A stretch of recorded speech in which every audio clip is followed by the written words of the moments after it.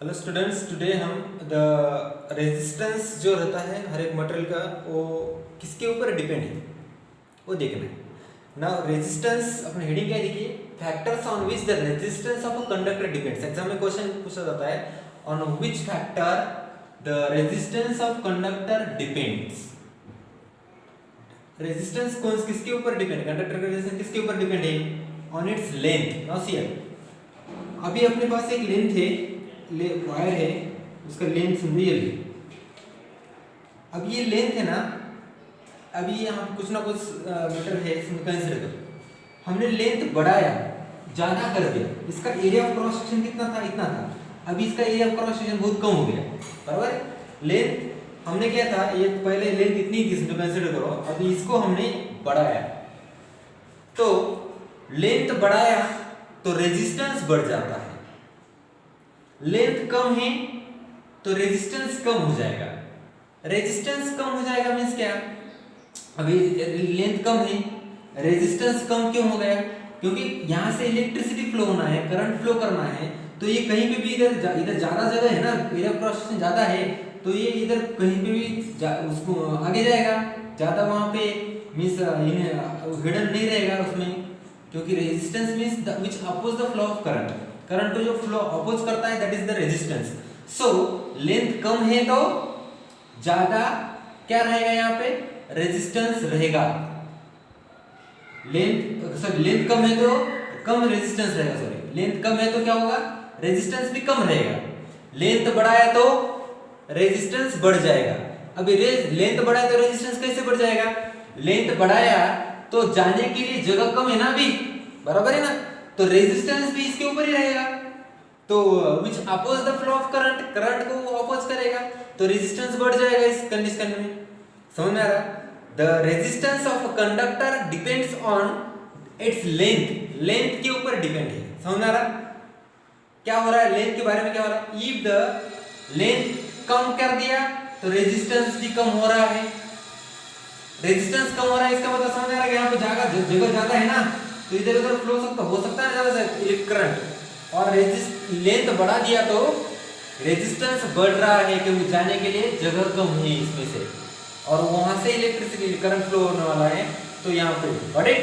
So we can say that the resistance of a conductor is directly proportional to the length of the wire. जो wire की length है उसका directly proportional हम बोल सकते हैं। डायरेक्टली प्रोपोर्शनल इसका मीनिंग क्या है? लेंथ बढ़ाया तो रेजिस्टेंस बढ़ता है, लेंथ कम किया तो रेजिस्टेंस कम हो जाता है। नाउ इसके बाद resistance of the conductor also depends on it's area of cross section. Same now ये यहाँ पे देखिए, area of cross section means क्या? यहाँ पे जो दिख रहा ना एरिया, यहाँ पे बढ़ाया है, बराबर है। ये वायर से यहाँ का एरिया ऑफ क्रॉस सेक्शन ज्यादा है, बराबर है ना। ये एरिया ऑफ क्रॉस सेक्शन यहाँ पे ज्यादा दिख रहा है, यहाँ पे एरिया ऑफ क्रॉस सेक्शन ज्यादा है। एरिया ऑफ क्रॉस सेक्शन ज्यादा है तो यहाँ पे रेजिस्टेंस क्या हो जाएगा? कम रहेगा। ये जो अभी यहाँ पे ये जो यहाँ पे आपको समझ में आ रहा ना, ये जो वायर है इससे मैं क्या करता और एक बड़ी वायर बनाता। यहाँ पे देखिए अब क्या हो जाएगा? एरिया ऑफ क्रॉस सेक्शन यहाँ पे कम था, एरिया ऑफ क्रॉस सेक्शन कम था, करेक्ट है। रेजिस्टेंस कुछ ना कुछ रहेगा। अब यहाँ पे क्या हो जाएगा? देखिए मैंने तो अभी एरिया ऑफ क्रॉस सेक्शन बढ़ाया ना, एरिया ऑफ क्रॉस सेक्शन बढ़ाया तो रेजिस्टेंस अब पहले जितना रेजिस्टेंस था रेजिस्टेंस तो उतना ही रहेगा इसमें, मगर एरिया बढ़ाया ना क्रॉस सेक्शन का, तो रेजिस्टेंस कम हो गया ना, फिर ज्यादा यहाँ पे फ्लो होने के लिए जगह रहेगी ना। इसका मतलब क्या है? यदि resistance means area of cross section बढ़ाया तो रेजिस्टेंस कम हो जाता है, क्योंकि उसको जाने के लिए जगह ज्यादा रहेगी अंदर से फ्लो होने के लिए। Got it? This is a very important. So we can say that the resistance of a material is inversely proportional to the area of cross section. Area of cross section से inversely proportional है। Inversely proportional means area बढ़ाया, area of cross section बढ़ाया तो resistance कम हो जाता है। Got it? ये second इसके ऊपर डिपेंड। Got it? किसके ऊपर? Area of cross section. And the resistance of material is also depend on number third is that is nature of the material. Nature of material, material का nature कैसा है, material किस type का material है इसके ऊपर भी डिपेंड है करता है। करेक्ट। सो समझो कॉपर का मटेरियल है तो उसमें से ज्यादा इलेक्ट्रिसिटी फ्लो होता है, उसका जो रेजिस्टेंस है कम रहता है। जो एल्यूमिनियम का है तो उसमें भी ज्यादा से ज्यादा इलेक्ट्रिक मींस करंट फ्लो होता है, उसका रेजिस्टेंस कम होता है। इसलिए हम कॉपर एंड एल्यूमिनियम का जो ये मटेरियल है, मेटल्स है, ये हम यहाँ पे यूज करते हैं ज्यादा से ज्यादा। समझ आ रहा? तो रेजिस्टेंस कम रहता है इसलिए हम यूज करते हैं। तो मेरा कहने का मतलब क्या है कि मटेरियल के जो नेचर है उसके ऊपर भी डिपेंड रहता है। करेक्ट। समझो आप जब रबर है, रबर में से इलेक्ट्रिसिटी करंट फ्लो नहीं होता है। करेक्ट। ये रबर है, समझ रहा क्या, उसमें उसका रेजिस्टेंस ज्यादा है क्योंकि उसमें से कम इलेक्ट्रिसिटी नहीं फ्लो नहीं होती, वो बैड कंडक्टर है हम उसको बोलेंगे। करेक्ट। तो यहाँ पे इसकी मैं क्या कहूंगा, देखिए first the resistance is directly proportional to the length of the wire और the material. Got it? Means length बढ़ाया तो रेजिस्टेंस बढ़ता है, लेंथ कम किया तो रेजिस्टेंस कम हो जाता है। दूसरा, the resistance is inversely proportional to the area of cross section. Inversely proportional means inversely का सिंबल है 1 लिखना पड़ेगा एरिया। अब दोनों यहाँ पे भी आर दिख रहा है, रेजिस्टेंस है, यहाँ दोनों की जगह पे आर एक बार लिखता मैं, सिंबल सेम लिखता मैं यहाँ पे, रियल न्यूमरेटर में लिखता और ये एरिया डिनोमिनेटर में। R इज इक्वल टू, ये सिंबल निकाल मींस ये जो अपना डायरेक्टली प्रोपोर्शनल का सिंबल निकाल दिया तो इज इक्वल टू लिखा, तो वहां पे कांस्टेंट लिखना पड़ता है। कांस्टेंट मींस यहाँ पे मैंने रो लिखा and L divided by A। This rho is called as, इसको हम क्या बोलते हैं, ये जो रो है ना इसको बोलते हैं is resistivity. Rho is called constant of proportionality. Constant, rho is constant called the, इसको बोलते हैं हम रेजिस्टिविटी। क्या बोलते हैं? Called cons resistivity, resistivity. Okay. Now the resistivity ना, रेजिस्टिविटी, रेजिस्टेंस एंड रेजिस्टिविटी अलग अलग है। ओके। रेजिस्टेंस है, ये आप वीडियो स्टॉप करके ये पूरा लिख के लेना है आपको।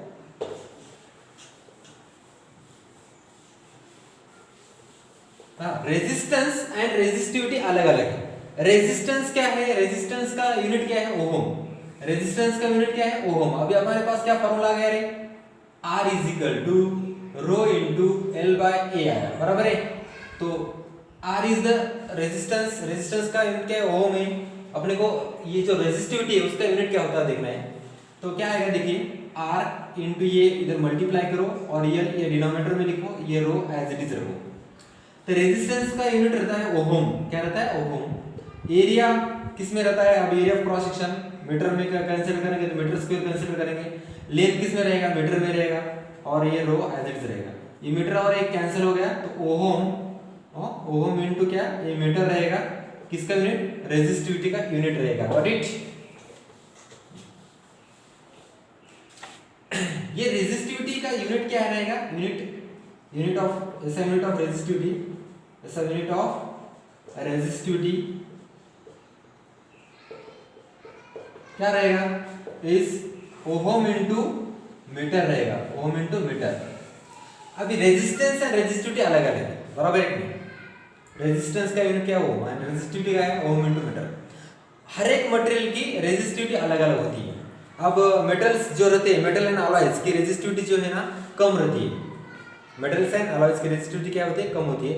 उसका रेंज है ना 10 to the power -8 ohm, 10 to the power -8 ohm metre to 10 to the power -6 ohm into metre. ये मेटल्स एंड अलॉयज का रेंज रहता है, मेटल्स एंड अलॉयज का रेंज रहता है। एंड जो रबर्स एंड जो अपना क्या बोलते हैं हम उसको, ग्लास बोलते हैं, उसका जो रेंज है 10 to the power 12 ohm plus में 10 to the power 12 ohm into metre to 10 to the power 17 ohm into metre, इतना रेंज रहता है for the rubber and glass के लिए, रबर एंड ग्लास के लिए। ठीक है।